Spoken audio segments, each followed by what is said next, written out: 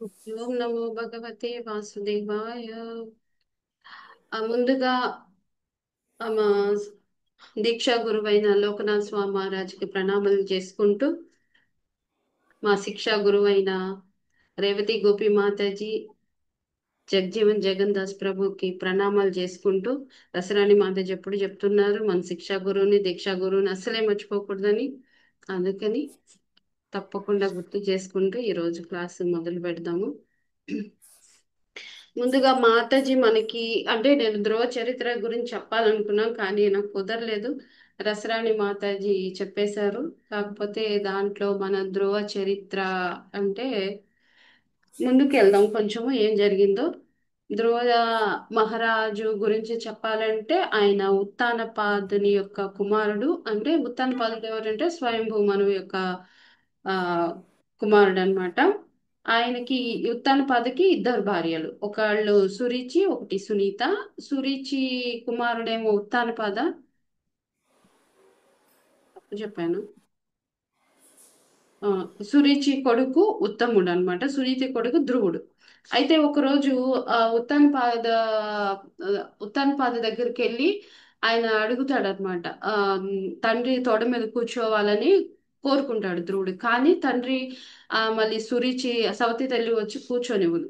అప్పుడు తను ఎంతో బాధపడతాడు. వెళ్ళి తల్లి దగ్గరికి వెళ్ళి సునీతి దగ్గరికి వెళ్ళి చెప్తాడు ఇలా జరిగిందని చెప్పితే ఆమె ఏం చెప్పిద్దంటే, నువ్వు బాధపడద్దు, నువ్వు అడవికి వెళ్ళి భగవంతుని ప్రార్థన చేసుకో, నీకు అన్ని ఆయనే ఇస్తాడని చెప్పేది అనమాట. ఆ చిన్న వయసులో 5 సంవత్సరాల వయసులో ఆయన అడవికి వెళ్ళి ఆ భగవంతుడిని ఆ, భగవంతుడిని పూజించుకోవాలని తనకి ఆశ ఏంటంటే ఆ సింహాసనం అధిష్ఠించాలని కూడా ఉంటది అనమాట. ఆ టైంలో నారాయణుడు వచ్చి ఓం నమో భగవతే వాసుదేవాయ అనే మంత్రాన్ని ఇస్తారు.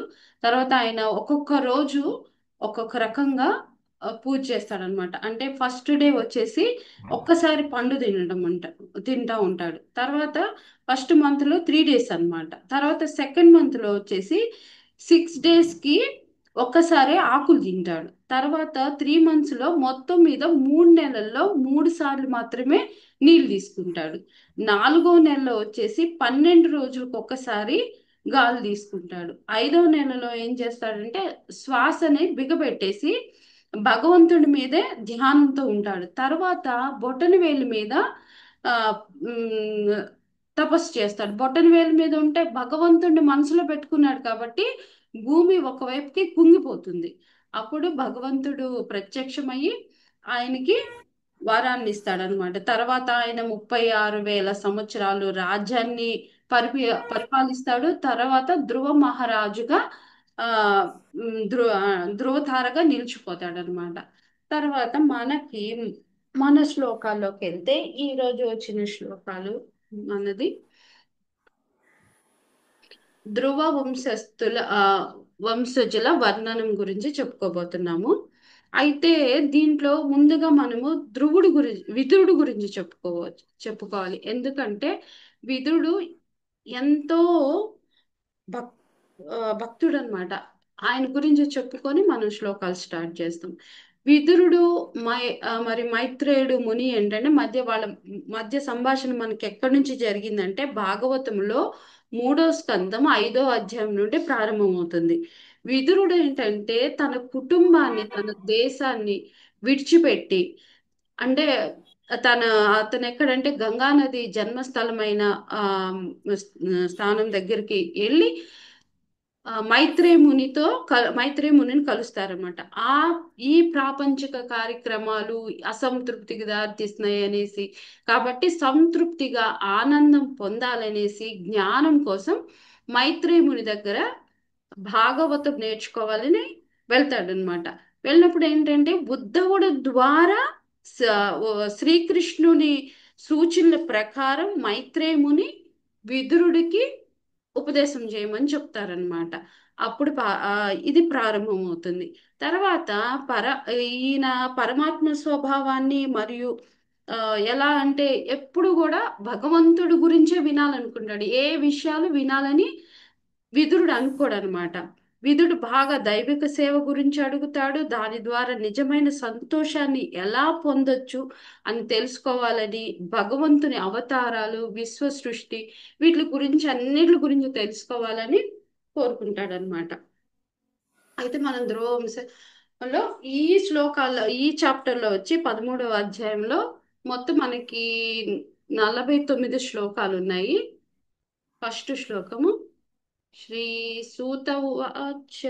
దీనికంటే ముందు ఒకటి మనం ముందు చాప్టర్ లో రసరాణి మాతాజీ చెప్పారు కదా, అంటే మైత్రేయ ముని ఆ, 41 ధ్రువుని యొక్క గొప్పదనం 41 నుండి 43 వరకు అన్నమాట. నారదుల వారు ఆ, ఎక్కడైతే ప్రచేతసులు యజ్ఞం చేశారో అక్కడికి వెళ్ళి ధ్రువుడు గురించి చెప్తారు. ధ్రువుని యొక్క గొప్పదనము ఆ పొగుడతారనమాట. అది గుర్తుకొస్తుంది విదురుడికి. అప్పుడు విదురుడు అడుగుతాడు, ఈ ప్రచేతసులు ఎవరు, ఏ వంశానికి చెందినవారు అని నిన్న మాతాజీ చెప్పారు కాబట్టి ఇప్పుడు ఈ రోజు ఈ శ్లోకంలో మనము తెలుసుకుందాం.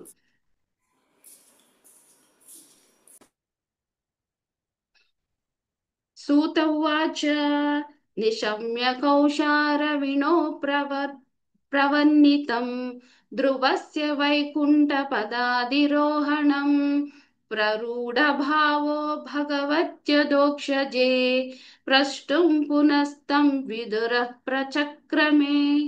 हरे कृष्ण माताजी सेवरन चదువుతారా? హరే కృష్ణమ్మ. సూత ఉవాచ నిశమ్య కౌశారవినోపవన్నితం ధ్రువస్య వైకుంఠపదాధిరోహణం ప్రరూఢభావో భగవత్యదోచజే ప్రష్టుం పునస్తం విదుర ప్రచక్రమే.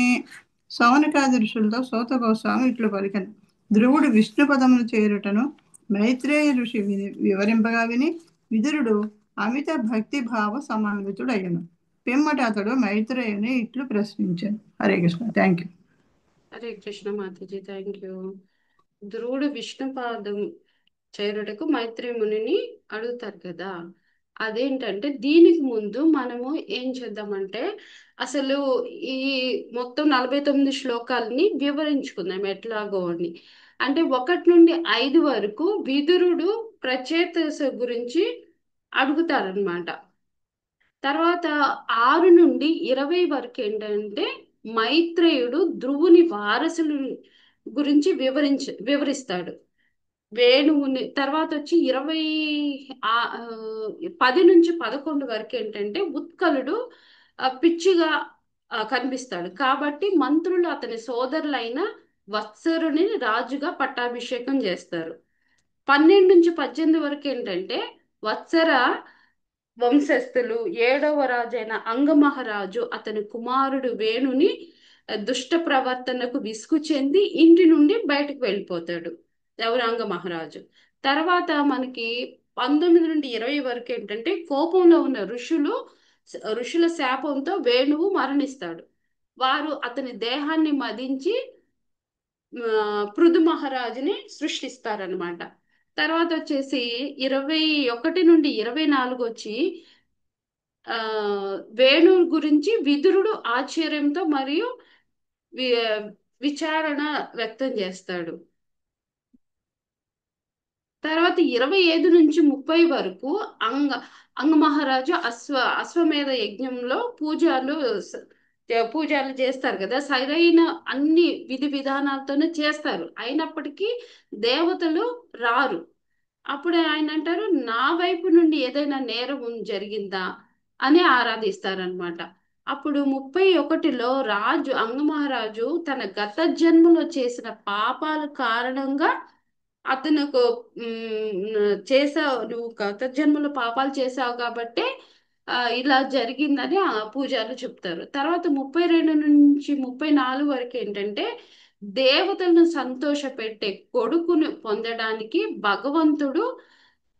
ఆ ఉమ్, భగవంతుడి యొక్క అంటే హరిని సంతోష పెట్టడానికి ఒక యాగం చేయమనేసి చెప్తారనమాట. దేవతలను సంతోష పెట్టాలంటే విష్ణు భగవానుని ఆ మనము యజ్ఞం చేయమని చెప్తారు. అప్పుడు యజ్ఞం చేసినప్పుడు ఆ నైవేద్యం స్వీకరించడానికి వాళ్ళు విష్ణు దేవతలు వస్తారు వీళ్ళు దేవతలందరూ వస్తారు. తర్వాత 35 నుండి 39 వరకు ఏంటంటే విష్ణువుకు నైవేద్యం అర్పించిన తర్వాత అతని భార్య సునీత అంటే ఎవరు మృత్యు కుమార్తె పాయసం కుండను అర్పిస్తాడు. ఆమె అధర్మ కుమారుడైన వేణుకి జన్మనిస్తుంది. 40 నుంచి 42 వరకు ఏంటంటే జంతువుల్ని జంతువుల్ని మరియు ఆడవాళ్లను కనికరం లేకుండా చంపేస్తూ ఉంటాడు వేణు. తన కొడుకు ని సంస్కరించాలని అతన్ని మంచి దోవలో పెట్టాలని అంగమహారాజు ఎంతో ప్రయత్నించి విఫలమవుతాడు. అందువల్ల అతను ఏంటంటే బాధపడతాడు.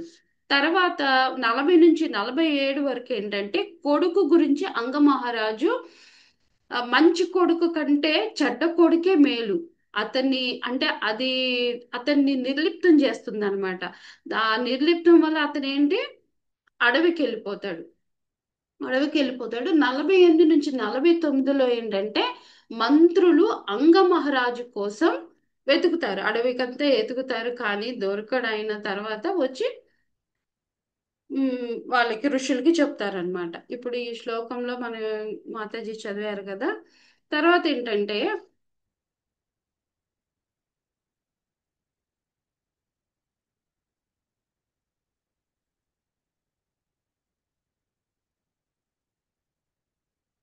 సౌనకాది ఋషులతో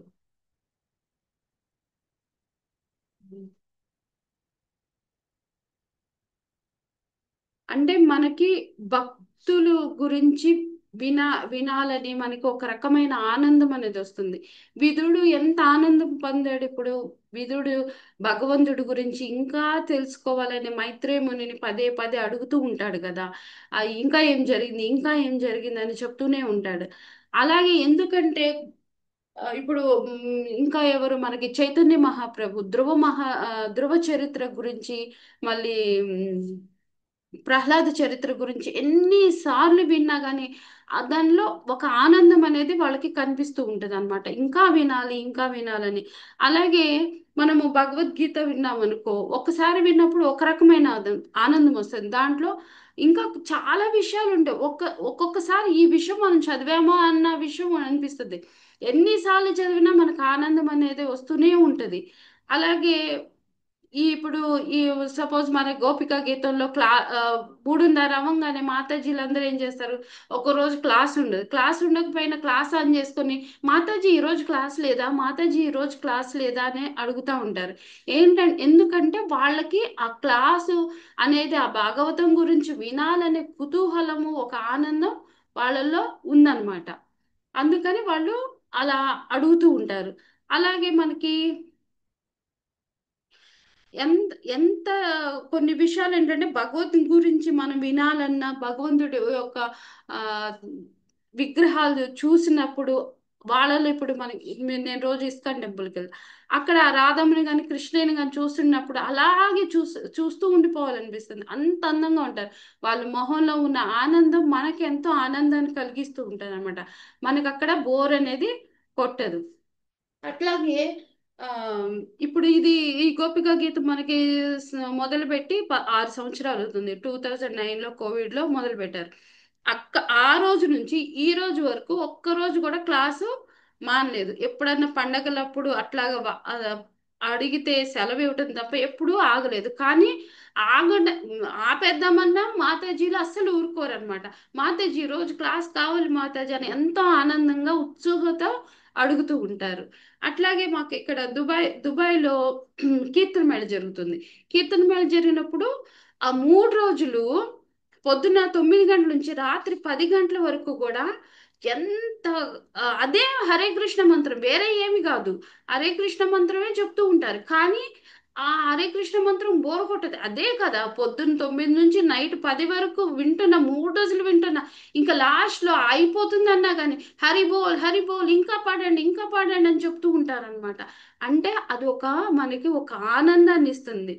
ఇప్పుడు షాపింగ్ మాల్ ఇవన్నీ వెళ్ళినప్పుడు కొంతమందికి అది ఆనందం ఇస్తుంది. భక్తులైన వాళ్ళకి ఈ ఇవి నాలనేసే ఆనందం ఎక్కువగా ఉంటుందన్నమాట.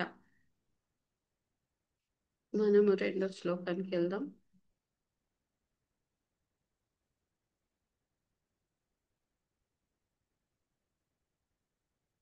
विदुरुवाच केते प्रचेतासो नाम कस्य कस्य पत्यानि सुव्रता कस्यान्वा कस्यान्वा ये प्रख्यातः कृता कृतवा सत्रमासत हरे హరే कृष्ण కస్యాన్ కృష్ణమ్మ. మళ్ళీ ఇక్కడ కస్యాన్ అన్వవ 1 సెకండ్ ఆ వర్డ్ చెప్పు. కస్యాన్ వవాయే అర్థం कस्यान्व చెప్పు. वाये कस्यान्व वाये ఆ, కస్యాన్వ వాయే. श्लोकं विवृणुतु श्लोकम् హరే కృష్ణ మాతాజీ. విదురవాచ కేతే ప్రచేతసో నామ కస్యాపత్యాని సువ్రత కస్యాన్వవాయే ప్రఖ్యాతః కుత్ర వా సత్రమాసత. విదురుడు మైత్రేయిని ప్రశ్నించను, ఓ భక్తాగ్రేసర, ప్రచేతసులెవరు? వారే వంశమునకు చెందినవారు? ఎవరి తనయులు వారు? మహాయజ్ఞమును వారెచ్చట నిర్వహించిరి. హరే కృష్ణ. ప్రభుపాద్ కి జై. హరే కృష్ణ మాతాజీ. Thank you Mataji. నిన్న విదురుడు మైత్రిని అడుగుతారు కదా ప్రచేతస్సులు ఎవరని. రసరాణి మాతాజీ నిన్న చెప్పారు కదా మొన్నటి నుంచి క్లాస్ లో. అయితే ప్రచేతస్సులు ఎవరు అంటే వీళ్ళు ప్రాచీన బర్హి అనే రాజుకి 100 మంది కుమారులు అన్నమాట. వారు తమ తండ్రి కోరికను తీర్చడానికి సముద్రంలో తీవ్రమైన తపస్సు చేస్తారు. అంటే శివుని సమక్షంలో విష్ణువును చూడడం ద్వారా వారు ఆధ్యాత్మిక శుద్ధిని పొందుతారనమాట. అంటే ఎవరు పొందుతారు, ఎలాంటి వాళ్ళు పొందుతారు అది ఆధ్యాత్మిక శుద్ధి అనేది మనకి భగవద్గీత శ్లోకము 8.15లో ఉంది. మాముపేత్యతు పునర్జన్మ దుఃఖాలయం అశాశ్వతం నాప్నువంతి మహాత్మనః సంసిద్ధిం పరమాగతః. అంటే నన్ను పొందిన తర్వాత మహాత్ములు ఈ దుఃఖముల నిలయం అనేది తాత్కాలికంగా అవుతుంది అనమాట వాళ్ళకి. ఈ లోకంలో పునర్జన్మ అనేది ఉండదు, ఎందుకంటే వాళ్ళు ఉత్కృష్టమైన పరిపూర్ణతను సాధించారు కాబట్టి. తర్వాత క్వశ్చన్ ఏంటి? ఈ ఏమడిగారు? ఆయన ఏ వంశానికి చెందినవారు? ప్రచేతాసు ద్రుహ్య వంశానికి చెందినవారు అనమాట. వాళ్ళు ఎక్కడ ఈ యజ్ఞాన్ని చేశారంటే ప్రచేతాసు నర్మదా నది ఒడ్డున, అంటే గంగా నది నర్మదల సంగమం ఉంటది కదా ప్రయాగ దగ్గర, అక్కడ వీళ్ళు ఈ యజ్ఞం చేశారు. చేసినప్పుడు అక్కడ నారద మహాముని కూడా వెళ్ళారనమాట. ఇంకా విదురుడికంటే ఇంకా ఇంకా అడుగుతున్నారు, ఇంకా ఏమైంది తర్వాత, ఇంకా ఏమైందని చెప్పండి అంటున్నారు. ఇలాంటిది ఇలాగ ఎవరు ఉంటారు, ఎలాంటి వాళ్ళు ఉంటారు అంటే మనకి భగవద్గీతలో 7.3 శ్లోకంలో ఉంది. మనుష్యానాం సహస్రేషు కచ్చిత్ యతతి సిద్ధయే యతతామపి సిద్ధానాం కచ్చిన్మాం వెత్తి తత్వతః. అంటే ఎవరు అంటే వేల మందుల్లో ఒక్కళ్ళు మాత్రమే భగవంతుడిని తెలుసుకోవాలనుకుంటారు. మనం అందరం వింటాం పోతాం, ఈ క్లాస్ అయిపోగానే తర్వాత మర్చిపోతూ ఉంటాం. కానీ అలాగ ఎవరైతే ఆ భగవంతుడిని నిరంతరము ధ్యానిస్తూ ఉంటారో వాళ్ళు మాత్రమే నన్ను యథార్థంగా తెలుసుకుంటారని చెప్తున్నారు. అది ఎవరు అంటే మనకి విదురుడుగా ఇక్కడ బాగా స్పష్టంగా తెలుస్తుంది అన్నమాట. తర్వాత మనం 3వ శ్లోకం. మన్యే మహాభాగవతం నారదం దేవదర్శనం ఏన ప్రోక్త క్రియాయోగ పరిచర్యా విధిర్హరే. హరే కృష్ణ. హరే కృష్ణ. ఓ సారీ. శ్లోకం మన్యే మన్యే మహాభాగవతం నారదం దేవదర్శనం ఏన ప్రోక్త క్రియాయోగః పరిచర్య విధిర్హరతే. ఆ, విధిరర్హతేః. హరే కృష్ణ. విధిర్హరే. హరేహే హరేహే. హరే కృష్ణ. హరే కృష్ణ. చదవండి. ఆ, విదురుడు విదురుడు ఇట్లు విదురుడు ఇట్లు పలికెను, నారదుడు మహాభాగవతమును నెరుగుదును. అతడు పంచరాత్రిక పంచ పంచరాత్రిక విధియుక్త భక్తి యోగము రచించెను. దేవదేవుడనే ప్రత్యక్షంగా దర్శించెను. Hare Krishna. Thank you Mataji. Hare Krishna. Thank you Mataji. ఇంకా విదురుడు అడుగుతున్నాడు నారద మహామునిని. ఆయన మహాభాగవతుడు. అతను పాంచరాత్రిక విధి విధానం చెప్పారు. ఆ దేవదేవుణ్ణి ప్రత్యక్షంగా దర్శించారు కదా, ఇంకా ఆయన గురించి ఇంకా చెప్పమని అడుగుతున్నారు అన్నమాట. ఆ యజ్ఞం జరిగినప్పుడు కూడా ఆయన ఉన్నారు, ఆయనకు అన్ని విషయాలు తెలుసు, భగవంతుడితో తిరిగారు, భగవంతుడితో ఉన్నారు అంటే అంతటికి ఇంకా అన్ని విషయాలు తెలుస్తాయి కదా, అందుకని ఇంకా ఆ ఈ విషయాలు చెప్పమని అడుగుతున్నారు మైత్రేయుని. అయితే నా మనం నారద పాంచరాత్ర గ్రంథం అంటే ఏంటో ఒకసారి తెలుసుకుందాం. అది భక్తి ప్రచారం, భక్తి యొక్క గొప్పతనం, భగవంతుని సేవ, శ్రవణ కీర్తనలు, ఆయన భక్తుల్ని ఎలా సేవించాలి, భక్తిలో ఉన్నత స్థాయికి చేరడానికి అవసరమైన సూత్రాలు, మంత్రాలు, ఇంకా పద్ధతులు, సంప్రదాయం యొక్క ప్రాముఖ్యత, గౌడీయ వైష్ణవ సంప్రదాయానికి చెందిన ఒక ముఖ్యమైన గ్రంథం అన్నమాట ఇది. ఇది నారదుడి పాంచరాత్ర ద్వారా ఉన్నత భక్తి స్థానాన్ని కల్పించి భగవంతునితో అనుబంధాన్ని సంపాదించడానికి ఇదొక మార్గదర్శకంగా చేశారు. అంటే మళ్ళీ మనం ఒక్క నిమిషం నారద మహాముని గురించి కూడా తెలుసుకుందాం. ఇన్ని చెప్పారు కాబట్టి, నారదుల వారు హిందూ పురాణాల్లో ఒక ప్రసిద్ధి చెందిన ఋషి అన్నమాట. ఈయన ఆ ఏంటంటే సృష్టికర్త బ్రహ్మ యొక్క మానస పుత్రులలో ఒకళ్ళు. ఆయన త్రిలోక సంచారి. తర్వాత ఆయన ఎప్పుడూ కూడా ఎక్కడైనా ఏ లోకంలో అయినా వెళ్ళిపోతూ ఉంటారు. ఆయన చిరంజీవుల్లో ఒకరు. నారదుడు భగవంతుని శక్తి శక్తావేశ అవతారు. ఎప్పుడు కూడా నారాయణ నారాయణ అనుకుంటా తన ఒక మహతి అనే వీణ పట్టుకొని వాయిస్తూ భగవంతుని ఎప్పుడు ఎల్లవేళలా స్తుతించుకుంటూనే ఉంటారనమాట. తర్వాత మనకి 4th శ్లోకం. అలాగా ఈ పాంచరాత్రిక విధానంలో మన యొక్క భక్తి విధి విధానాల గురించి చెప్పబడింది. తర్వాత 4th శ్లోకంలో స్వధర్మశీలై పురుష పురుషై భగవాన్ యజ్ఞ పురుష ఇజ్జేమా ఇజ్జేమానో భక్తి మత నార నారదేనేరిత రిత కిల కిల సారీ కిలహ కాదు కిల. హరే కృష్ణ మాతాజీ. మాతాజీ చదువుతాను హరే మాతాజీ. కృష్ణ మాతాజీ చదవండి. ప్రణామాలు మాతాజీ. నమస్కారం. స్వధర్మశీలై పురుషైర్బహ స్వధర్మశీలై పురుషైర్భగవాన్ యజ్ఞ పురుషః యజ్యమానో భక్తి మత నారదే నేరిత కిలః. కిల హరే మాతాజీ, కిలహ కాదు. యజ్యమానో భక్తి మత నారదే నేరిత కిల.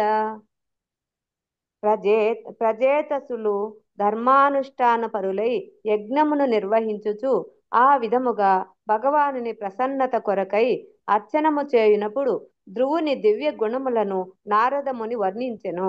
హరే కృష్ణ. ప్రణామాలు మాతాజీ. హరే కృష్ణ మాతాజీ. ఇందాకే మనం తెలుసుకున్నాం కదా, అదే మళ్ళీ ఇక్కడ కూడా అదే చెప్తున్నారు నారద మహాముని గురించి.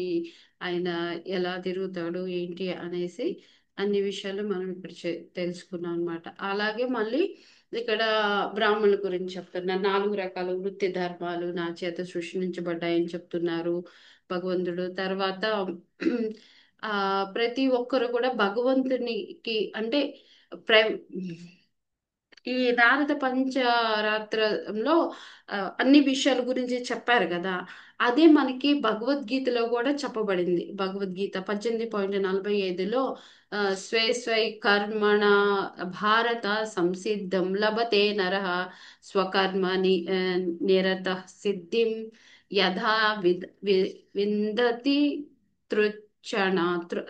తృణ అనుకుంటా, తృణ అనే శ్లోకంలో ఏం చెప్పారంటే స్వభావ సిద్ధి జనితమైన వాళ్ళు కూడా వారి వారి విధులు వాళ్ళకు ఉన్న విధులు నిర్వర్తిస్తూ కూడా మానవులు పరిపూర్ణ సిద్ధిని సాధించవచ్చు. ఒక వ్యక్తి తను మనకి విధించిన శిక్షలను అంటే అండ్ మనకి పనులు ఉంటాయి కదా, అవన్నీ చేసుకుంటూ కూడా ఆచరిస్తూ అన్నీ కూడా పరిపూర్ణ స్థితిలో భగవంతుణ్ణి ఎలా సాధించాలి, ఎలా వినాలి, అతనితో ఎలా ఉండాలి అని నిత్యము భాగవతం చదువుతూ అట్లా ఉంటారనమాట. అలాగే మనకి భాగవతంలో కూడా ఒక శ్లోకం ఉంది. ఆ 1.12 ఒకటి ఆ, 1వ స్కందము 2వ అధ్యాయం 13వ శ్లోకం. ఆ అత పుంభిర్ద్విజశ్రేష్ఠ వర్ణాశ్రమ విభాగశః స్వనుష్ఠితస్య ధర్మస్య సంసిద్ధిం హరితోషణం. అంటే వాళ్ళు చెప్తున్నారు ద్విజ శ్రేష్ఠులారా, అంటే ద్విజ శ్రేష్ఠులు అంటే ఎవరు మాతాజీ? బ్రాహ్మణులలో ఉత్తములు మాతాజీ. అవును కదా. అదే కనుక అప్పుడు ఏంటంటే కృష్ణ భగవానుడు ఎంతో సంతోషంతో వర్ణాశ్రమ పద్ధతిని అనుసరించి మనుషుడు తన అంటే ఆ మనుషులు స్వధర్మానికి నిర్దేశించబడిన కర్మలను చేస్తూనే భగవంతుణ్ణి పూర్ణంగా తెలుసుకుంటారనమాట. భగవంతుణ్ణి తృప్తిపరచాలి అంటే ఇవన్నీ మనం ఏంటంటే భగవద్గీత, భాగవతము, ఆ ఉమ్, నారద పంచరాత్రులు, ఇవన్నీ కూడా పాటించాలి. ఇవన్నీ మనం మధ్యలో పెట్టుకొని భగవంతుని మధ్యలో పెట్టుకొని మనం అన్ని పనులు కరెక్ట్ గా చేయాలన్నమాట. నేను భగవంతుడిని పూజిస్తాను, నేను ఏమి వేరే పనులు ఏం చేయను అని మనము అనకూడదు అనమాట. మనం మన పనులు చేసుకుంటూనే మన పిల్లల్ని స్కూల్కి పంపించుకుంటూ మనం అన్ని చేసుకుంటూ కూడా భగవంతుడిని అనేది మనం నిరంతరము ధ్యానం చేయాలి అని చెప్పబడుతుంది ఇక్కడ. తర్వాత మనం 5వ శ్లోకం చూద్దాము. ఇంకా ఏమని ఇక్కడ మనకి శ్లోకాలు ఇచ్చారు కదా.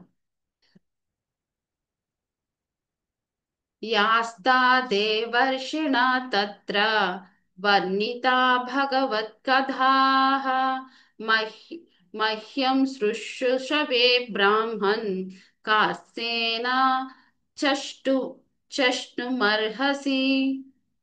హరే కృష్ణ. హరే కృష్ణ మాత. హరే కృష్ణ మాతాజీ.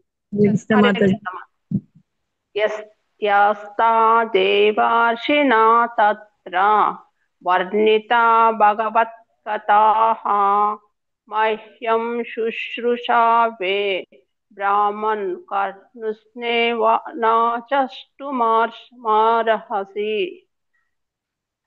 ఓ బ్రాహ్మణోత్తమ, నారదముని ఏ రీతిగా దేవదేవుని కీర్తించెను, ఆ సభలో ఏ లీలలు వర్ణితమైనవి వానిని నేను వి- విన నేను విన విన విన కుతూహలుడనై ఉన్నాను.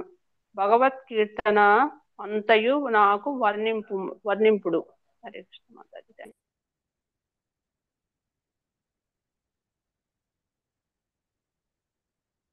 హరే కృష్ణ.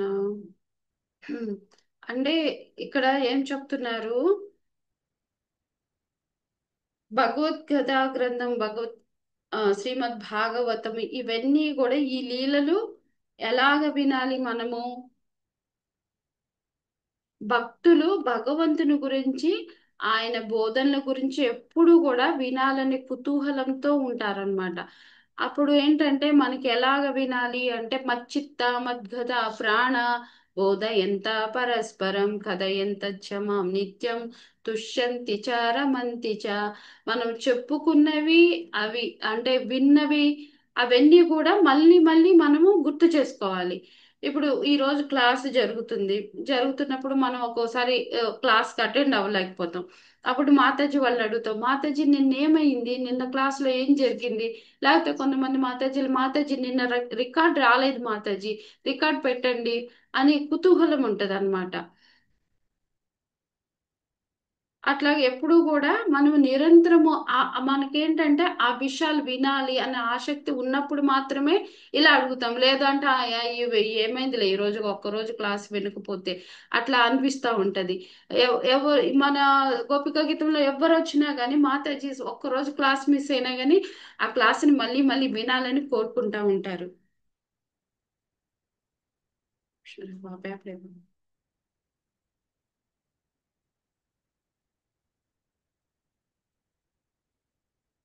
అలాగే మనము ఇక్కడ ఏం రాశారంటే ఈ భగవద్గీత మనకి 5,000 సంవత్సరాల ఎప్పుడో మనకి ఇచ్చారు. అయినా కానీ మనం ఎన్నిసార్లు భగవద్గీత కానీ భాగవతం గురించి కానీ వినాలన్న ఆసక్తి అనేది ఉందా లేదా? ఈ రోజు మనకు ఒక న్యూస్ పేపర్, నిన్న న్యూస్ పేపర్ ఉంటుంది. ఆ న్యూస్ పేపర్ ఈ రోజు చదవమంటే చదువుతారు ఎవరైనా?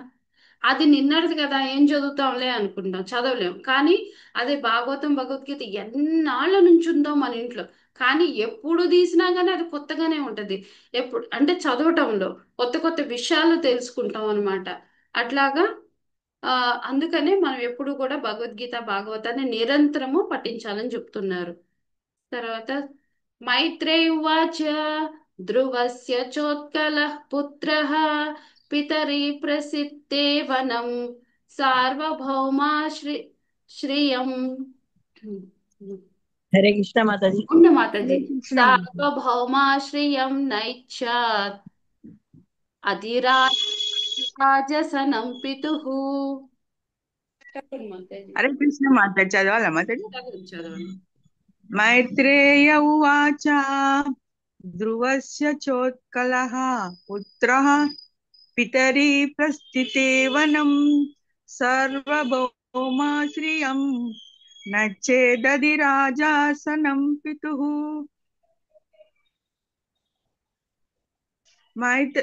మైత్రేయుడు ఇట్లు సమాధానం మొసిగెను. విదుర ధ్రువుడు అడవికి పోయినప్పుడు అతని పుత్రుడగు ఉత్కలుడు తండ్రి యొక్క వైభవపేతమగు సింహాసనమును ఈ లోకము యొక్క సమస్త భూమండలమునకు పాలకుడైన వానికి ఉద్దేశింపబడినది, అంగీకరింపగోరలేదు. హరే కృష్ణ మాతాజీ. హరే కృష్ణ. మనకి ఇప్పుడు వరకు ఏమి అయిందంటే 1 నుండి 5 వరకు విదురుడు ప్రచేతాసులు ఎవరు, వాళ్ళు ఏమని ఏ వంశానికి చెందిన వాళ్ళు, నారదుడు వారు ధ్రువుని గురించి ఏం మాట్లాడారు, ధ్రువుడితో పాటు భగవంతుని గురించి ఏం మాట్లాడుకున్నారు, ఈ విషయాల గురించి తెలుసుకున్నాం. ఇప్పుడు 6 నుంచి 25 వరకు ఏంటంటే మైత్రేముని దేవుని యొక్క వంశం గురించి చెప్తున్నారనమాట. మైత్రేయుడు ఏమంటున్నారు ఇక్కడ, విదురుడు ఏంటంటే ధ్రువుడు అడవికి వెళ్ళాలనుకుంటాడు కదా, సారీ అంటే ధ్రువుడు ఎప్పుడంటే 36,000 సంవత్సరాలు రాజ్యాన్ని పరిపాలిస్తాడు. పరిపాలించిన తర్వాత ఉత్కలునికి రాజ్యపాలన చేయమని చెప్తాడు అనమాట. కానీ ఆయన ఆ రాజ్యాన్ని రాజ్య సింహాసనాన్ని ఇస్తారు, అతన్ని పట్టాభిషేకం చేసేసి ఆయన అడవికి వెళ్ళిపోతాడు అనమాట. కానీ ఆయనకి ఏంటంటే ఆ రాజ్యం మీద ఆసక్తి అనేది ఉండదు. ఎప్పుడు కూడా భగవంతుడి ధ్యానంలోనే ఉంటాడు, ఎక్కువ శాతం భగవంతుడి ధ్యానంలోనే ఉంటాడు పూర్తిగా. అయితే ఇప్పుడు అతనికి ఏంటంటే ఆ రాజ్యాన్ని ఎలా స్వీకరించాలనేది ఇష్టం ఉండదు. ఎందుకంటే మనం బాగా కడుపు నిండా మనకి అన్నం పెడతారు అనుకోండి, ఇంకా ఎన్ని రకాల ఫుడ్లు మనం తిన్నాము, ఇంకా అసలు ఏది తినాలనిపించదు. ఆ టైంలో మనకి ఎంత ఇష్టమైనది తెచ్చి పెట్టినా కానీ మనం తింటామా? కొంచెం తిను. దాని మీద అసలు మనకి అది చూస్తుంటేనే మనకి విరక్తి కలుగుతుంది అనమాట. అలాగా ఈ ఉత్కలుడు కూడా నాకు అసలు అది వద్దు అన్న, ఇదంతా ఒక తుచ్చమైంది అన్న ఉద్దేశంతో ఆయన ఉంటాడనమాట. తర్వాత దీని గురించి మనకు ఒక భగవద్గీతలో ఒక శ్లోకం ఉంది, ఇప్పుడు జగన్ ప్రభుకి ఇష్టమైన శ్లోకం కూడా ఇది. తర్వాత ఇదేంటంటే భగవద్గీత 2.59లో విషయాన్ వినివర్తంతే నిరాహారస్య దేహినః రసవర్జ్యం రసోప్యస్య పరం దృష్ట్వా నివర్తతే. అంటే ఏంటంటే సాధకులు తమ ఇంద్రియాలను వాటి భోగ వస్తు విషయాల మీద నుండి నియంత్రిస్తారు, కానీ ఇంద్రియ విషయాల మీద రుచి ఉండదు వాళ్ళకి. ఎప్పుడు కూడా వాళ్ళు భగవత్ ప్రాప్తిని పొందాలని, భగవత్ ప్రాప్తి గురించి ఆ విషయాల మీద వాళ్ళకి రుచి ఎక్కువగా ఉంటది అనమాట. ఇప్పుడు మనకి కొంతమందికి షాపింగ్ మాల్స్ ఇవన్నీ అనుకున్నాం కదా, అవి వాటికి వెళ్ళడానికి ఎక్కువగా ఇష్టపడతారు. అదే గుడికి వెళ్ళాలంటే ఇష్టం ఉండదు వాళ్ళకి. అట్లాగా మనమే చూసుకోండి. ఇప్పుడు మనకి ఎంత ఈ కొన్ని రోజుల్లో మనం భగవద్గీత భాగవతాలు ఇవన్నీ వింటుంటే, ఎప్పుడైనా ఎవరైనా వచ్చి పిలిచారనుకో ఎక్కడికన్నా వెళ్ళాలంటే, అబ్బా ఇప్పుడే వీళ్ళు వచ్చారు, ఈ రోజు నాకు క్లాస్ ఉంది, భగవతం క్లాస్ ఉంది, ఈ దినాలి అక్కడికి వెళ్ళబుద్ధి కాదు, వెళ్ళాలని చెప్పలేరు. కానీ ఎంత ఒక్కవేళ వెళ్ళాలంటే చాలా కష్టంతో వెళ్తారు, ఇష్టంతో వెళ్ళరు. కానీ ఇప్పుడు ఈ క్లాస్ ఉందనుకో, ఈ క్లాస్ అయిపోయిన తర్వాతే వెళ్దామా అన్న ఆలోచననే ఉంటది. అంటే ఏంటి, మనకి ఇది అలవాటు అయిపోయింది. దీంట్లో ఉన్న మాధుర్యం ఏంటంటే, ఇంకా ఇంకా తెలుసుకోవాలి భగవంతుడి గురించి, తెలుసుకోవాలి ఆయన జ్ఞానాన్ని మనం కూడా పొందాలన్న మనకి ఆ తపన ఉన్నప్పుడు మనకి వేరే ఎక్కడికి వెళ్ళాలనిపించదు. చుట్టాలింటికి కానీ వాళ్ళు మన ఇంటికి వచ్చిన అంత ఇష్టం అనిపించదు అనమాట. ఏదో అట్లా మనం స్వీకరిస్తాము, అలానే ఎక్కువగా కాదు. కొంతవరకు మనం ఇవన్నీ అవాయిడ్ చేసుకుంటూ ఒక్కొక్కటి చేసుకుంటూ భగవంతుడికి దగ్గర అవ్వాలని కోరుకుంటా ఉంటాం అన్నమాట. తర్వాత 7వ శ్లోకం చూద్దాం.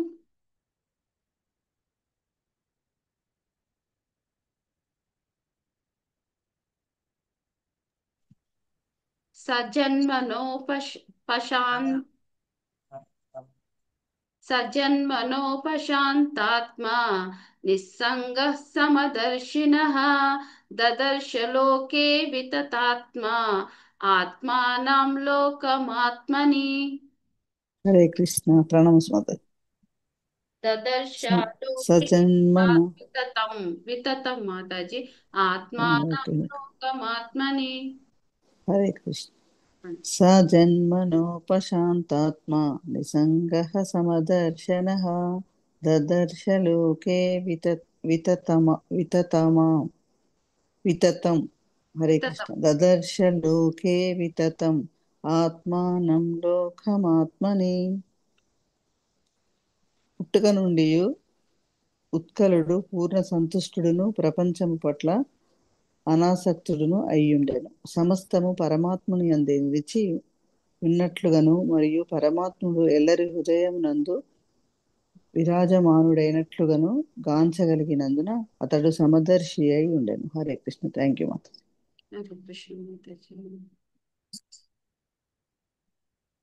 ఇక్కడ ఏం చెప్తున్నారు, పుట్టుకతో నుండి కూడా ఉత్కలుడు పరిపూర్ణ సంపూర్ణుడు అనమాట.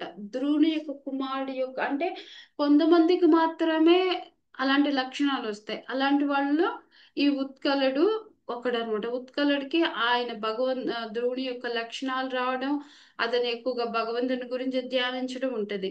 ఇప్పుడు మనకి భగవద్గీతలో 6:30లో ఒక శ్లోకం ఉంది. యో మాం పశ్యతి సర్వత్ర సర్వం చ మయి పశ్యతి తస్యాహం న ప్రణశ్యామి సచమేన ప్రణశ్యతి అన్నారంటే ఏంటి, నన్ను సర్వత్రా వీక్షించిన వారికి మరియు నా యందు సమస్తము గాంచు వారికి నేను కనపడకపోవడం గాని, నాకు అతడు కనపడకపోవడం గాని జరగదు. అంటే ఎల్లప్పుడూ ఆయన్ని స్తుతించినప్పుడు ఆ భగవంతుడు వాళ్ళకి కనిపిస్తారనమాట. ఇంకా మనకి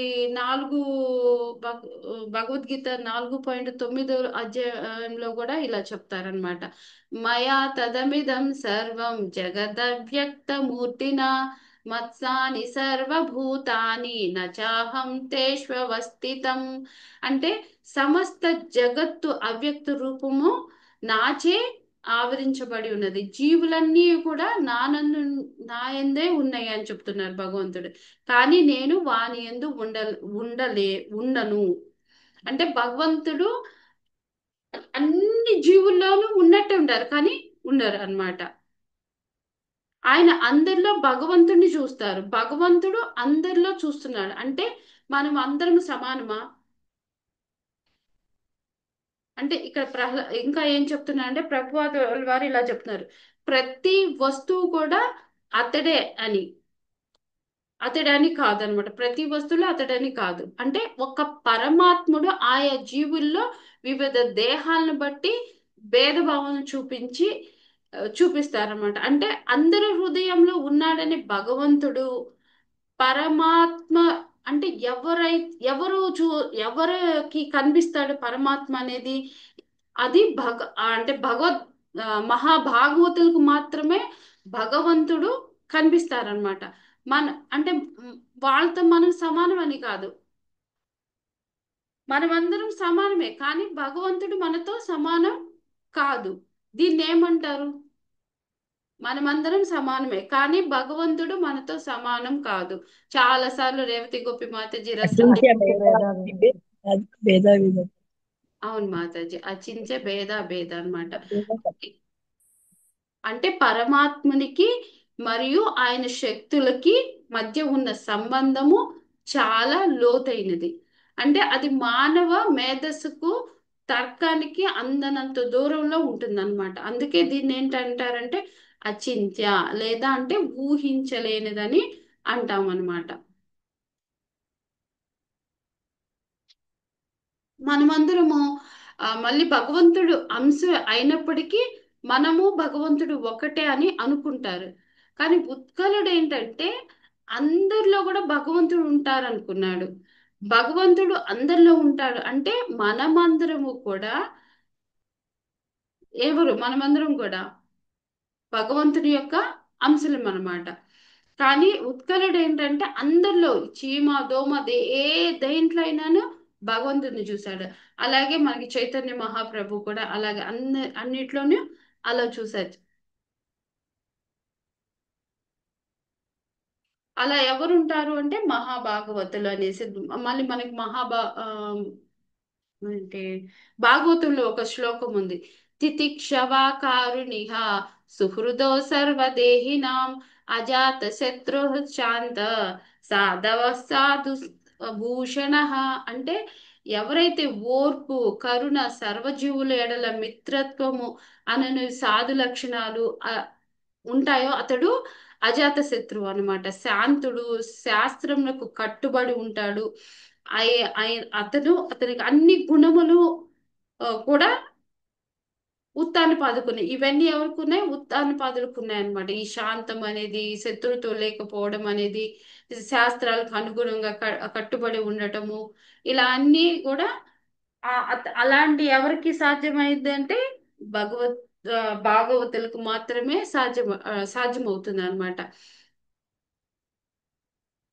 ఇవన్నీ కూడా మళ్ళా మనకి భగవత్ ప్రేమ పురోగమించినప్పుడు మాత్రమే ఇది సాధ్యపడుతుంది, ఇలా ఉండడం అనేది. లేకపోతే ఎవరైనా ఏదైనా అనగానే కోప్పడిపోవడము, లేకపోతే ఏదన్నా మనకి విసుగు చెందడము, ఇవన్నీ కూడా ఈ ఉత్కలుడు లాంటి వాళ్ళకి ఉండవు.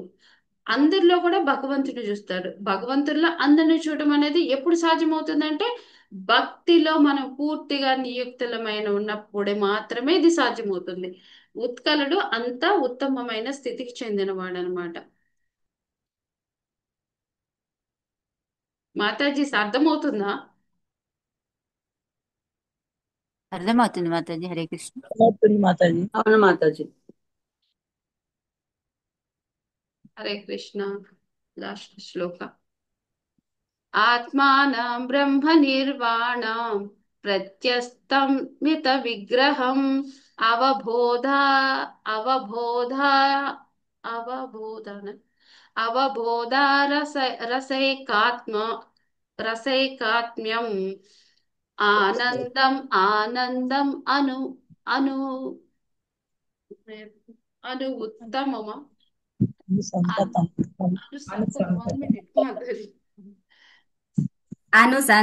అనుసంతతం అవ్యవచ్ఛిన్న యోగాగ్ని దగ్ధ కర్మ మలాశయ స్వరూపం అవరుంధానో ఆత్మనోన్యం తతైక్షత. హరే కృష్ణ మాతాజీ. చదువుతాను మాతాజీ. హరే కృష్ణ. ఆత్మానం బ్రహ్మ నిర్వాణం ప్రత్యస్తహిత విగ్రహం అవబోధరసైకాత్మ్యం ఆనందమనుసత్తమం సంతతం అవ్యవచ్ఛిన్న యోగాగ్ని దగ్ధకర్మ మలాశయ స్వరూపమవరుందానో నాత్మనోన్యం తదైక్షత. బాగుంచదు. పరబ్రహ్మ జ్ఞానము వికసించుట వలన అతడు అదివరకే దేహబంధము నుండి ముక్తిని బడిసి ఉండెను. అదే నిర్వాణమనబడును. అతడు దివ్యానందమునందు నెలకొని అధికారికముగా వృద్ధి చెంది ఆ స్థితి అందే కొనసాగాను. నిరంతరముగు భక్తి యోగము వలననే అతనికి అది సాధ్యపడింది. సమస్త కల్మాషములను దగ్ధము చేయున్నది కనుక అట్టి భక్తి అగ్నితో పోల్చబడినది. సతతము స్వరూప స్థితిలో నిలిచిన అతడు భగవంతుని తప్ప అన్యమును గాంచక భక్తియుత సేవా తత్పరుడయ్యను. Hare Krishna. Thank you. Hare Krishna Mataji, thank you Mataji. ఇక్కడ ఏం చెప్తున్నారంటే బ్రహ్మ జ్ఞానమును వికసించుట వలన అతడు అది వరకే దేహబంధము నుండి ముక్తిని పడేశాను. అంటే ఇప్పుడు కాదు, అతను ముందే ముక్తిని పొందారు అన్నట్లు చెప్తున్నారు అనమాట.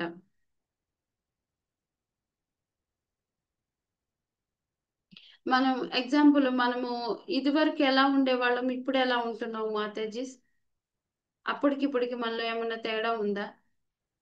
అప్పుడు చాలా మెటీరియలిస్టిక్ గా ఉండేవాళ్ళం మాతాజీ. ఇప్పుడు కొంచెం ఏదైనా డెవోషనల్ గా చూడటం, డెవోషనల్ గా ఆలోచించటం ఎక్కువైంది. అది డిఫరెన్స్. అందరికి అలాగే అనిపిస్తుంది కదా. నాకు అందరూ అలా మాతాజీ. హరే కృష్ణ. అవును మాతాజీ. ఆయనకి ఉత్కలుడికి ఎప్పుడో అనిపించింది అనమాట. అందుకనే అతని రాజ్యము ఇస్తున్నా గానీ వద్దన్నారు. అదే మనం ఇప్పుడు కొంచెం ఇప్పుడు అలా అనిపించినా గానీ కొన్ని విషయాలు మనకి ఏదైనా మనకి బంగారం గానీ చీరలు కానీ అవి చూస్తే మనకి ఇంకా ఆశ అనేది ఉంటది. ఇంకా ఆశ అనేది పోలేదన్నమాట. వాటి మీద అవి చూడంగానే ఆకర్షిస్తాం. అలాంటి ఆకర్షణని పోవాలంటే ఇంకా మనం ఇంకా ఎదగాలన్నమాట. మాతాజీ అందుకే ఆయన భాగవతంలో ఉన్నారు, మనం ఇక్కడ ఉన్నాం.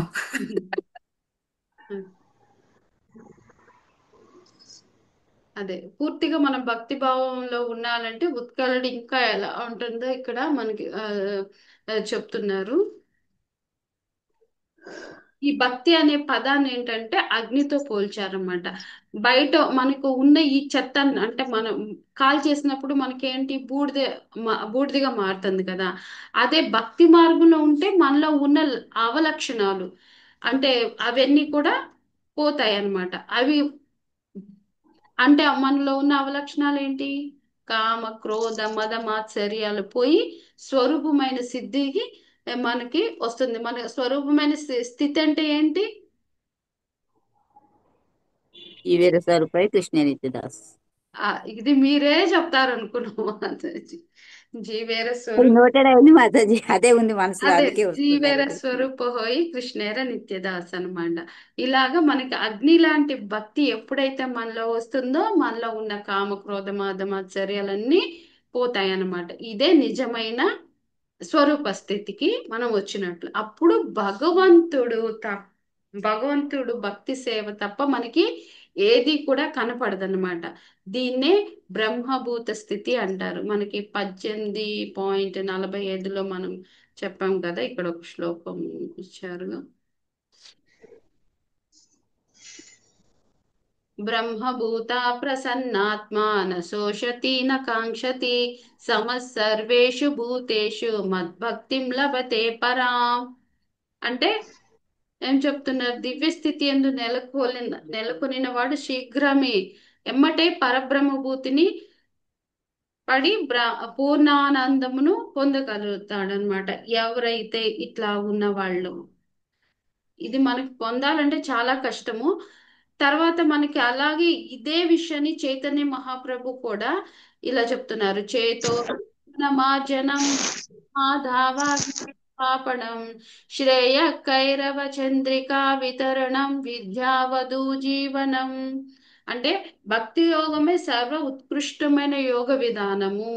దాని యందు పవిత్ర హరినామమును కీర్తించుట మొదటిది భక్తి కార్యక్రమాలు. అంటే మనము హరినామ సంకీర్తనం ద్వారా మాత్రమే హరే కృష్ణ కృష్ణ కృష్ణ హరే హరే, హరే రామ రామ రామ హరే హరే అని మనం ఎప్పుడైతే ధ్యానిస్తూ ఉంటామో మనలో ఉన్న అవలక్షణాలు అవన్నీ పోతాయి. అది ఎలా మనం చేయాలి అంటే భక్తితో చేయాలి. ఏదో చాంటింగ్ మాల పట్టుకున్నాము, ఈరోజు చాంటింగ్ చేసేసాము అయిపోయింది అంటే కాదు.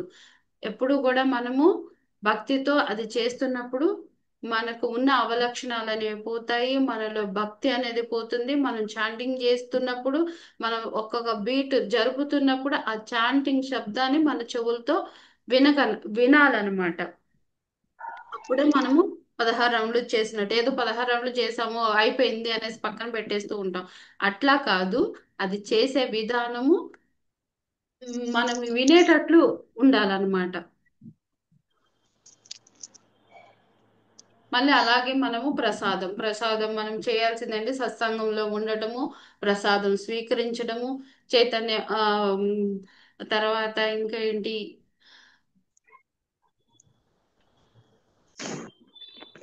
ఎప్పుడు కూడా కీర్తన చేయడం. కీర్తన చేయటం, ఇవన్నీ మనం చేయాల్సిన విషయాలన్నమాట.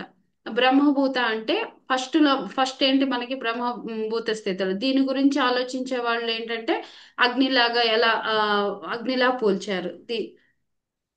ఒక్క నిమిషం. హరే కృష్ణ.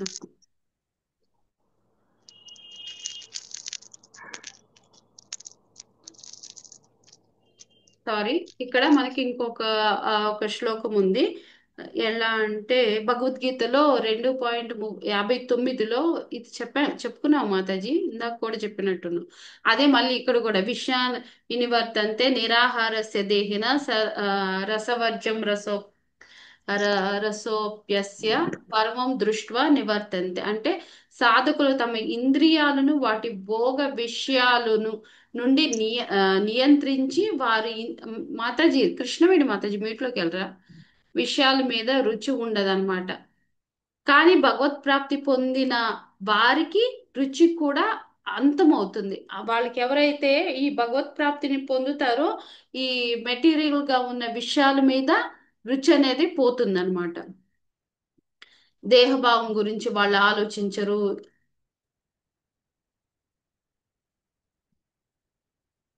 ఇంకా మనం ఇక్కడ ఉన్న ఈ మూడు పేరాల్లో ఫస్ట్ ఏంటంటే ఉత్కలుడు బ్రహ్మభూత స్థితిలో ఉన్నాడు, అతను ఏమి ఆలోచించడం లేదు. సెకండ్ చాప్టర్ లో వచ్చేసి ఆ స్థితిలో మనం ఎలా ఆ ఎలా భక్తి అంటే భక్తిలో ఉండాలి. హరే కృష్ణ మహామంత్ర చైతన్య మహాప్రభు ఎగ్జాంపుల్ తీసుకున్నాం, చేతో దర్పణం, ఈ వీటిల ద్వారా ఎలా ముందుకు వెళ్ళాలని చెప్పబడింది. తర్వాత వచ్చేసి లాస్ట్ దాంట్లో వచ్చేసేసి మూడో పేరాలో వచ్చేసి ఈ సర్వోత్తమైన రుచి చూశాడు కాబట్టి రాజ్యాన్ని వద్దనుకున్నాడు అనమాట. ఈ స్టోరీ గురించి తర్వాత మనకి ఇలాంటి వాళ్ళు మనకి ఇంకొకళ్ళు ఎవరున్నారు ఇలా వద్దు అనుకున్న వాళ్ళు? మాతాజీ, ప్రహ్లాదుడు మాతాజీ. ప్రహ్లాదుడు కాదు, జరభరతుడు. అయితే మనం ఈ భరతుడు స్టోరీ ఒకసారి కొంచెం ఊరికనే చూసుకుందాము. జరభరతుడు ఏంటంటే ఆయన ఏంటంటే మనకి ఈయనెవరు అంటే వృషభ దేవుడు యొక్క కుమారుడు జరభరతుడు. అయితే జరభరతుడు కాదు, భరతుడు. ఆయన పాలించాడు కాబట్టి ఆయన ఎన్నో వేల సంవత్సరాలు ఈ విశ్వాన్ని ఆ ఈ పరిపాలించిన వాడు కాబట్టి అతని పేరు మీద మనకి ఈ భరత వంశం అనేది, భారత్ అనేది పేరు కూడా వచ్చిందనమాట. అయితే ఇన్ని సంవత్సరాలు పరిపాలించి ఇంకేంటి ఇక్కడ ఎన్నాళ్ళని నేను ఉండను అని ఈయనకైతే కాకపోతే విశ్వరూపుడు కుమార్తె యొక్క పాంచజన్యంతో వివాహం కూడా చేస్తారు. ఇతనికి 5 పిల్లలు. ఇతను భరతఖండం, ఇతని వల్లే భరతఖండం అనే పేరు కూడా మనకు వచ్చింది. కాబట్టి కొన్ని వేల సంవత్సరాలు పరిపాలించిన తర్వాత దాని మీద విసుగు చెంది ఇంకా ఆయన ఏంటంటే ఇక్కడ నుంచి వెళ్ళిపోవాలని పులక అనే ఒక ఆశ్రమం దగ్గరికి వెళ్ళి అక్కడ యజ్ఞం చేసుకుంటూ జ్ఞానంలో ఉంటూ ఉంటాడనమాట. రోజు అక్కడికి వెళ్ళి ఆ ఆశ్రమానికి వెళ్ళి అక్కడే స్నానాల చేసి యజ్ఞయాగాదాలు చేసుకుంటూ అక్కడే గడుపుతూ ఉంటుంటే ఒకరోజు ఒక జింక కడుపుతో ఉన్న జింక వస్తుందన్నమాట. ఆ పులి శబ్దానికి అది నదిలో దూకుతుంది. దూకిన తర్వాత ఆ నదిలో దూకినప్పటికీ ఆ పెద్ద జింక చనిపోయింది. బేబీ జింక వస్తుంది అనమాట. అది అతను ఏం చేస్తాడు, దాన్ని తీసుకొచ్చి బయటకు తీసుకొచ్చి ఆ లేడీని అతను పెంచుకుంటా ఉంటాడు అనమాట. పాపం అయ్యో అమ్మ చనిపోయింది కదా అనేసి అతనే తండ్రిగా తల్లిగా ఉండి అతను ఎంతో ప్రేమగా దాన్ని చూసుకుంటూ ఉంటాడు. రోజు ఇతను చేసే నిష్టలన్నీ ఒక్కొక్కటి తగ్గిపోతూ ఉంటాయి. రోజు చాంటింగ్ చేసుకుంటాడు, అది తగ్గిపోతుంది. యజ్ఞం చేసుకుంటాడు, తగ్గిపోతూ ఉంటుంది. పూజలు చేస్తాడు, అవన్నీ తగ్గిపోతాము. నా లేడీ ఎక్కడికి వెళ్ళిపోయిందో, ఎవరైనా తీసుకెళ్ళిపోతారేమో, ఏదన్నా పులి వచ్చి సింహం వచ్చి తినేస్తుందేమో అన్న ఆలోచనతో దాన్నే చూస్తూ ఉంటాడు. దాని మీద విపరీతమైన ప్రేమ పెరిగిపోయింది. ఒక రోజు అది ఎక్కడికి వెళ్ళిపోతుంది. వెళ్ళిపోయేటప్పటికి రాదు. చాలా రోజులు దిగులుతో అలాగుంటాడు అనమాట. తర్వాత అది తిరిగి మళ్ళీ వచ్చింది. వచ్చిన తర్వాత ఎంతో ఆనందంతో దాంతోనే ఉంటాడు. అతనికి చివరి స్టేజే వచ్చేసింది. వచ్చేసిన తర్వాత అయ్యో నేను చనిపోతే ఎవరు చూసుకుంటారు ఈ లేడీని అనుకుంటా, ఈ జింకని అని దాన్ని చూస్తూ చూస్తూ చనిపోతారన్నమాట. మనకి భగవద్గీతలో శ్రీకృష్ణ భగవానుడు ఏం చెప్పారు, అంత్యకాలంలో మనం ఏదైతే చూస్తూ ఉంటామో అలాగే జన్మ వస్తుంది కదా. తర్వాత జన్మలో అతను జింకగా ఆ పుడతారనమాట. జింకగా పుట్టినప్పుడు అప్పుడేం చేస్తాడంటే ఆయన, నేను ఇన్ని సంవత్సరాలు భగవంతుడి కోసము ఆ నా మంచి రాజ్యాన్ని, భార్యని, పిల్లల్ని వదిలేసి వచ్చి నేను ఈ పాడు పని చేశాను, నేను ఇంత నీచానికి ఎలాగా అయిపోయాను, ఆ ఒక జింక మాయలో పడిపోయాను అనేసి మళ్ళీ నేను ఎవరితో మాట్లాడకూడదని అతను అతని ఒంటరిగా ఉంటే ఎండుగడ్డి మాత్రమే తింటాడనమాట. పచ్చిగడ్డిలో మళ్ళీ జీవాలు ఉంటే వాటిని చంపి తిన్నట్టుంటాయని ఎవరితో మాట్లాడు, మితంగా తినడం, మితంగా ఎప్పుడు కూడా ధ్యానంలోనే ఉంటాడు ఆ జింకగా ఉన్నప్పుడు కూడా. ఆ తర్వాత జింకగా మరణించి అతను మళ్ళీ ఒక రాజు కుటుంబంలో, అంగీరాజు అనుకుంటా, అంగీరాజు కుటుంబంలో ఆ పుడతాడు. అంగీరసుడు అనే బ్రాహ్మణ కడుపులో వాళ్ళ కుటుంబంలో పుడతాడు. పుట్టిన తర్వాత ఏం చేస్తాడు అతను ఏంటంటే, ఇప్పుడు అమ్మో ఇప్పటికి అంటే మనము అప్పుడు జింకగా అతను ఎంతో పూజలు చేసినట్టే లెక్క. కానీ జింక ఒక జంతువులాగా మనము భగవంతుడిని చేరుకోలేం కాబట్టి మళ్ళీ మానవుని జన్మ ఎత్తినప్పుడే భగవంతుడిని చేరుకోగలుగుతాం. అందుకని మళ్ళీ అతడు మానవ జన్మ మంచి కుటుంబంలో జన్మించిన తర్వాత ఏం చేస్తాడు, ఎవరితో మాట్లాడు.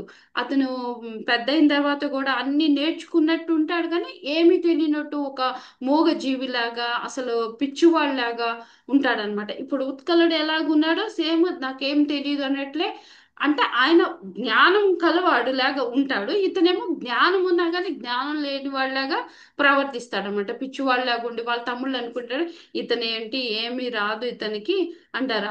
వాళ్ళు కూడా, వాళ్ళ తండ్రి కూడా ఇతనికి రాజ్యాన్ని కట్టబెట్టడం కష్టమని వాళ్ళ తమ్ముల్ని రాజుగా చేస్తారనమాట.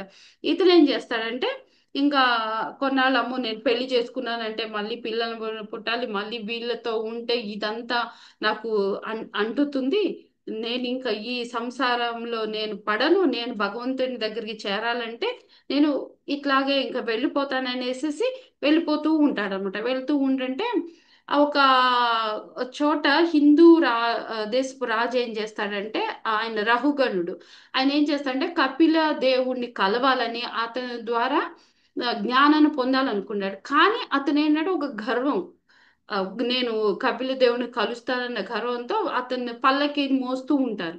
మోస్తూ ఉన్నప్పుడు అందరూ నలుగురు తీసుకెళ్తూ ఉంటారు. కాకపోతే ఒక అతను కొంచెం అస్వస్థత గురైనప్పుడు ఇతను ఏదో పెద్దగా ఉన్నాడని అతన్ని పిలిచి ఆ, నువ్వు కొంచెం ఈ పల్లకిని మొయ్యవా అంటారు. పల్లకి మోస్తూ ఉన్నప్పుడు ఏంటంటే అతను తడబడుతూ ఉంటాడు అనమాట. ఇతను ఎత్తుగా బాగా ఉంటాడు. అతను అంగీమ రాజు అండి, అంగీరసుడా, అతను ఏమంటాడంటే ఏంది నువ్వు ఏం తినలేదా, ఇంత సన్నగా ఉన్నావు అంటాడు. అంటే ఎగతాళిగా మాట్లాడతాడు. అతను ఏమి మాట్లాడాలి అలా 2-3 సార్లు అన్నప్పుడు అప్పుడు మొదటిసారిగా అతను నోరు తెరుస్తాడనమాట. నేను అంటే నిన్ను బలంతో పొడుస్తాను అది ఇది అని చెప్తాడు. అంటే నేను అంటున్నావేంటి, నాకంటూ ఏం లేదు, నేను ఆత్మని, నా శరీరం ఎప్పుడో నశించిపోయింది అంటే అప్పుడు అతను ఏమంటాడు, "ఆ, నాకు నువ్వు మహానుభావుడు ఎవరో, నీ వల్ల నాకు జ్ఞానోదయం కలిగిందని అతనికి ప్రణామాలు చేసి అతను అప్పుడు ఏంటి మన కపిల మహారాజుని దగ్గరికి వెళ్ళి భాగవతం గురించి వింటాడనమాట. అప్పుడు అతనికి జ్ఞానోదయం కలుగుతుంది. ఇతడు భగవద్ధామంను చేరుకుంటాడనమాట. హరే కృష్ణ మాతాజీ. శ్రీమద్ గ్రంథరాజ్ మహాభారతం. సారీ,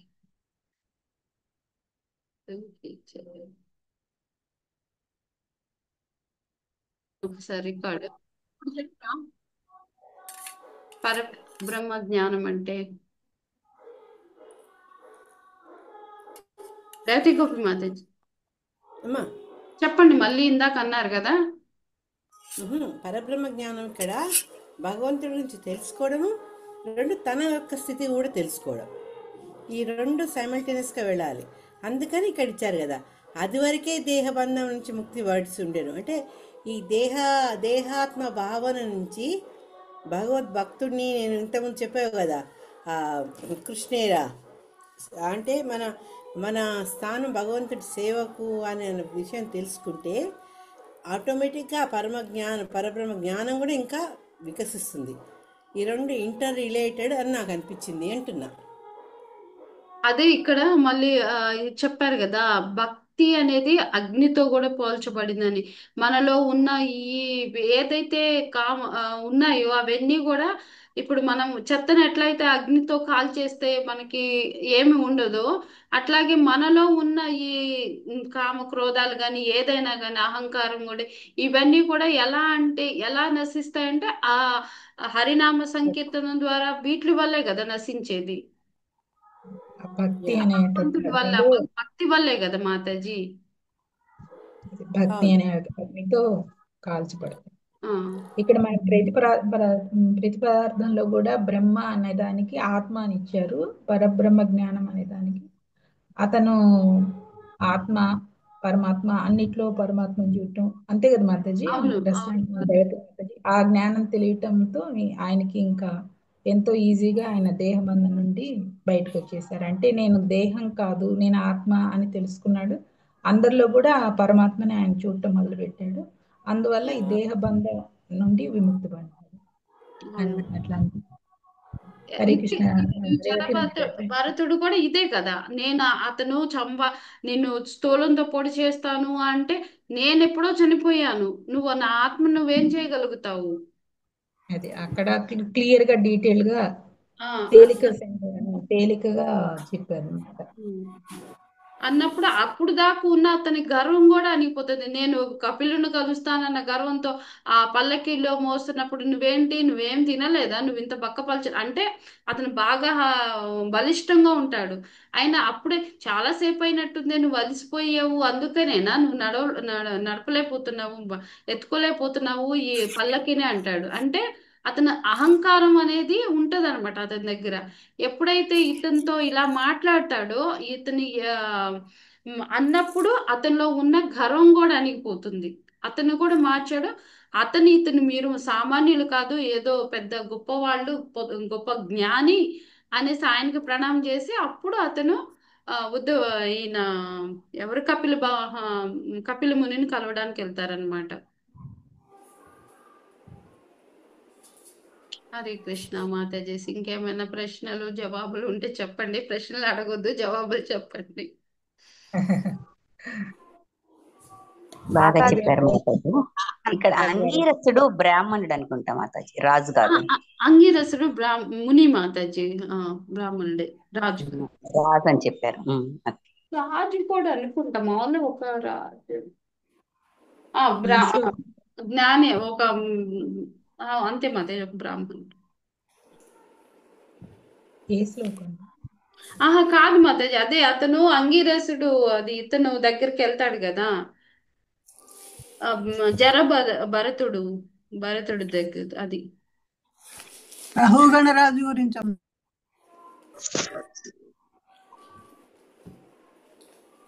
మాతాజీ. హరే కృష్ణ. చిత్రకేతు మహారాజు దగ్గరికి కూడా పోతాడు కదా మాతాజీ. ఆయన పుత్రుడు కలుగుతాడని చెప్తాడు. ఈయన అంగీరసుడేనా మాతాజీ? చిత్రకేతు అది వేరే స్టోరీ ఈయనను నారదుడి దగ్గర వెళ్తారు. అంగీరసుడని నారదుడి దగ్గర కలిసి వెళ్తారు మాతాజీ. అంగీరస ముని అని చెప్తారు మాతాజీ అక్కడ. ఈయనను నారదుడు కలిసి వెళ్తారు. నారదుడు అంగీరసమని ఇద్దరు కలిసి వెళ్తారు. అవును. అది అప్పుడు నీకు తర్వాత పుత్రుడు కాదు మాతాజీ, ముందు తర్వాత అంగీరసుడు ఒక్కడే ఈ వరం ఇస్తాడు మాతాజీ. నెక్స్ట్ అట్లా వచ్చేటప్పుడు నారద అంగీరసం మహర్షి కూడా వస్తాడు. తర్వాత అదే ముందు అదే ఫస్ట్ అంటున్నాను తర్వాత అదంతా మనకి ఇంకా అదంతా అవసరం లేదు కదా. ఈ శ్లోకానికి మనకి ఈ దీనికి రిలేటెడ్ ఎంతవరకు అది అవసరం లేదు. మాతాజీ ఏమంటున్నారంటే అంగీరసుడు ఆయనైనా ఈయన వేరా అంటున్నారు మాతాజీ. అట్లా అంటున్నా మాతాజీ, అట్లా అడుగుతున్నా. ఆ ముని ఈ ముని అంగీరస ముని ఇద్దరు ఒకటేనా అని అడుగుతున్నాం. అంగీరసముని ఇంకొకళ్ళు ఎవరు? నారదుడు. ఇప్పుడు ఇక్కడ చెప్పినాం కదా మాతాజీ జడ భరతుడు గురించి. ఈ అంగిరస మునికోను ఆ అంగిరస ముని ఒకరేనా అని అడుగుతున్నా మాతాజీ. హరే ఒక్కడే కృష్ణ. అమ్మా, ఒక్కడే. అదే అదే డౌట్ వచ్చింది మాతాజీ, ఒక్కరేనా అని. అట్లా అనేక సార్లు ఈ మునులు ఒక్కొక్క డిఫరెంట్ పాస్ట్ టైమ్స్ లో ఇన్వాల్వ్ అవుతారు. వాళ్ళు ఇద్దరు మీరు అంగమహారాజును అంగీరసుడు ఒక్కటి అంటున్నారా? కాదు ఓకే ఓకే. ఎనీవేస్ రికార్డింగ్ ఆపేసినావా దామోదరి? లేదు మాతాజీ, నేను కట్ చేస్తాలే మాతాజీ తర్వాత.